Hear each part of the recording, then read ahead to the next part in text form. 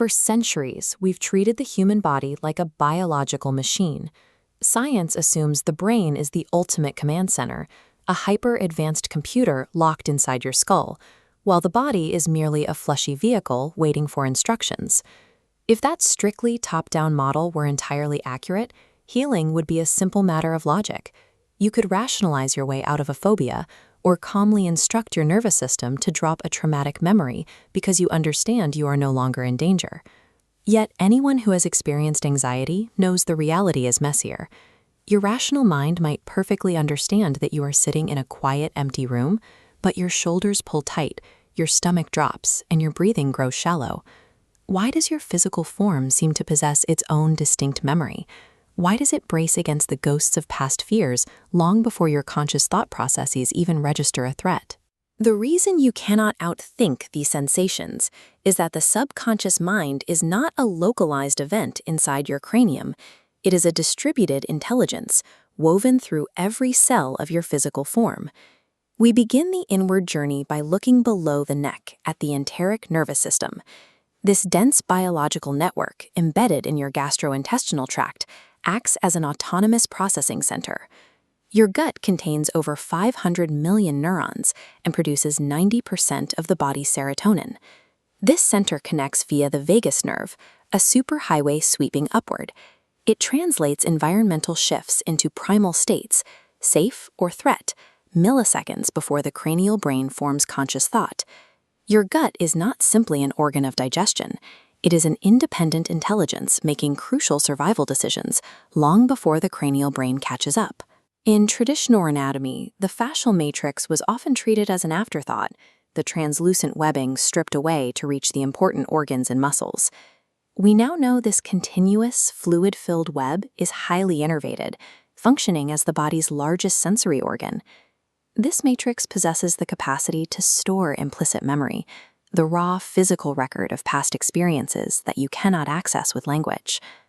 Look at how this connective tissue grid responds to pressure.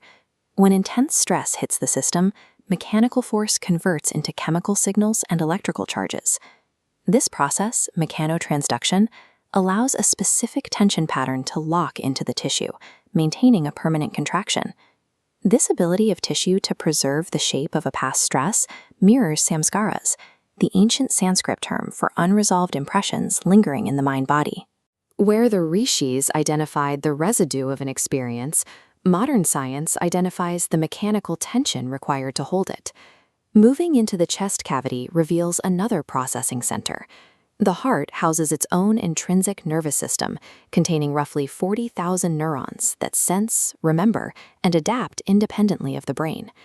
All of these centers contribute to interoception, the felt sense of your inner world. This intuitive awareness of your own bodily state originates simultaneously from the heart, from the gut, and the interstitial fluids running between every cell. Trauma is not a story told by the brain. It is a physical reality etched into your tissues as tension, flow, and vibration. The body is the silent record keeper of the subconscious. If our deepest memories are physically woven into our flesh, healing requires more than just talking through the past. How do we begin to release a biological imprint?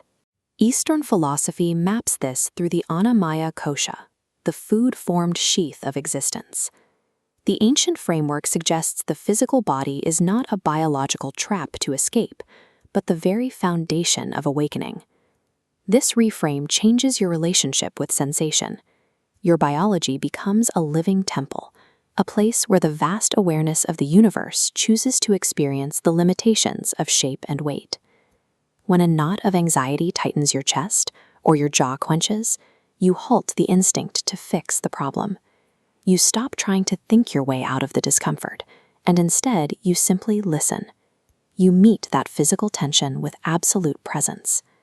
Without analyzing the memory or searching for a cause, you drop your awareness into the tissue and silently ask the feeling body, "To whom does this sensation appear?"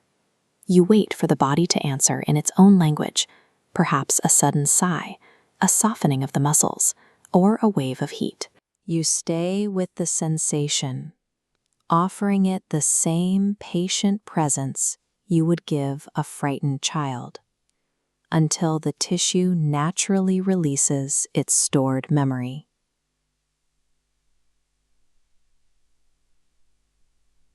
Every physical knot or clenching gut is the universe trying to remember itself through you. The subconscious is not an enemy to be conquered. It is the hidden face of consciousness, wearing the garment of flesh, a doorway back home.